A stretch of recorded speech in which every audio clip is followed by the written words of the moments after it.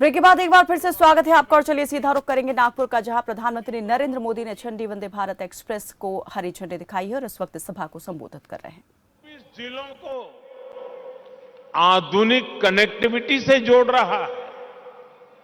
इससे खेती किसानी को, आस्था के विभिन्न स्थलों में आने जाने वाले श्रद्धालुओं को, उद्योगों को बहुत बड़ा लाभ होने वाला है।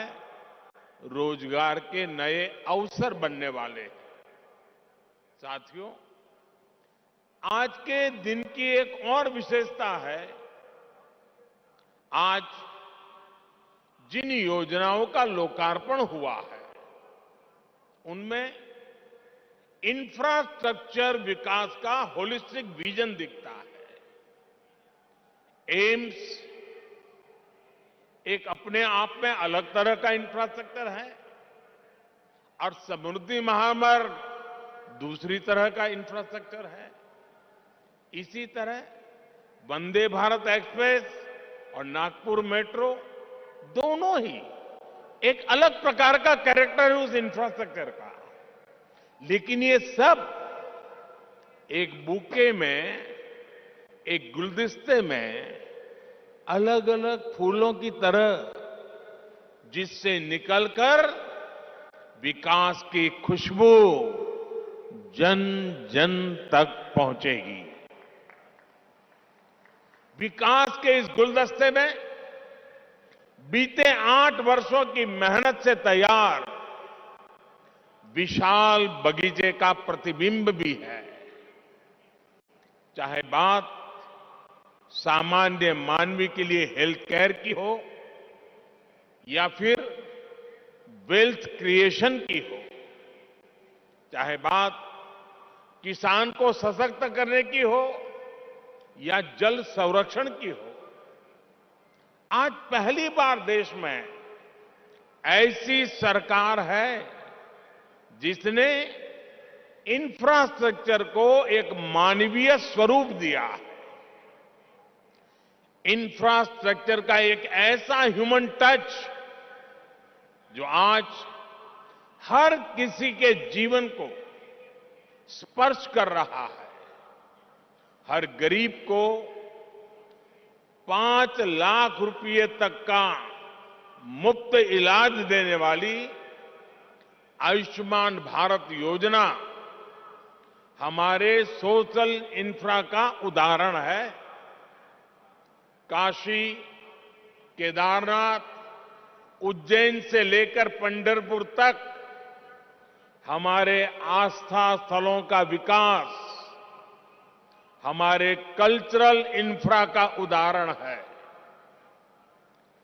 45 करोड़ से ज्यादा गरीबों को बैंकिंग सिस्टम से जोड़ने वाली जनधन योजना हमारे फाइनेंशियल इंफ्रास्ट्रक्चर का उदाहरण है। नागपुर एम्स जैसे आधुनिक अस्पताल खोलने का अभियान, हर जिले में मेडिकल कॉलेज खोलने का अभियान हमारे मेडिकल इंफ्रास्ट्रक्चर का उदाहरण है। और इन सब में जो बात कॉमन है वो है मानवीय संवेदनाओं का तत्व, ह्यूमन टच, संवेदनशीलता। इंफ्रास्ट्रक्चर को हम सिर्फ निर्जीव सड़कों और फ्लाईओवर तक नहीं समेट सकते। इसका विस्तार कहीं ज्यादा बड़ा है।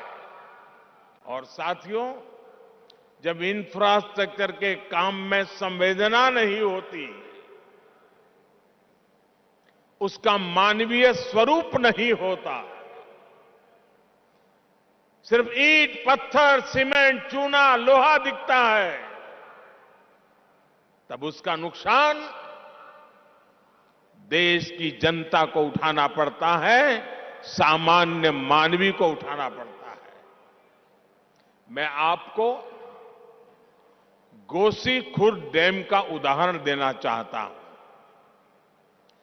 30-35 साल पहले इस डैम की नींव रखी गई थी और उस समय उसका अनुमानित खर्च 400 करोड़ रुपए के आसपास था।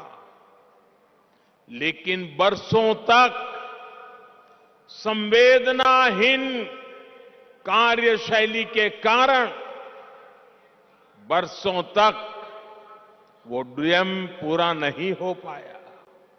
अब डैम का अनुमानित खर्च 400 करोड़ से बढ़कर के 18,000 करोड़ रुपए हो गया।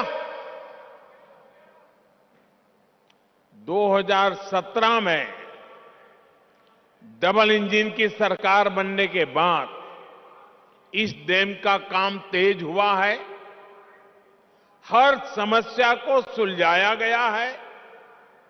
मुझे संतोष है कि इस वर्ष ये डैम पूरा भर पाया है।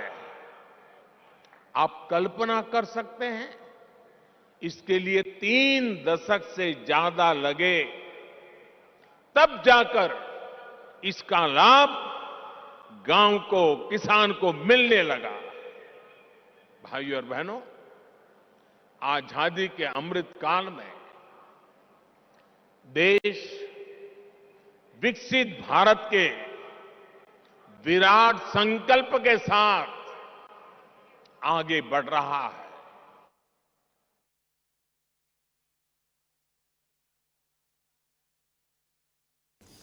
तो प्रधानमंत्री नरेंद्र मोदी इस वक्त नागपुर के दौरे पर हैं और आज जो है गोवा और नागपुर का मेगा दौरा प्रधानमंत्री करने वाले हैं। फिलहाल नागपुर पहुंचे हुए हैं और यहां पर पीएम मोदी ने देश की 6ठी वंदे भारत एक्सप्रेस को हरी झंडी दिखाई है। वहीं नागपुर मेट्रो के दूसरे फेज का शिलान्यास भी पीएम मोदी करेंगे।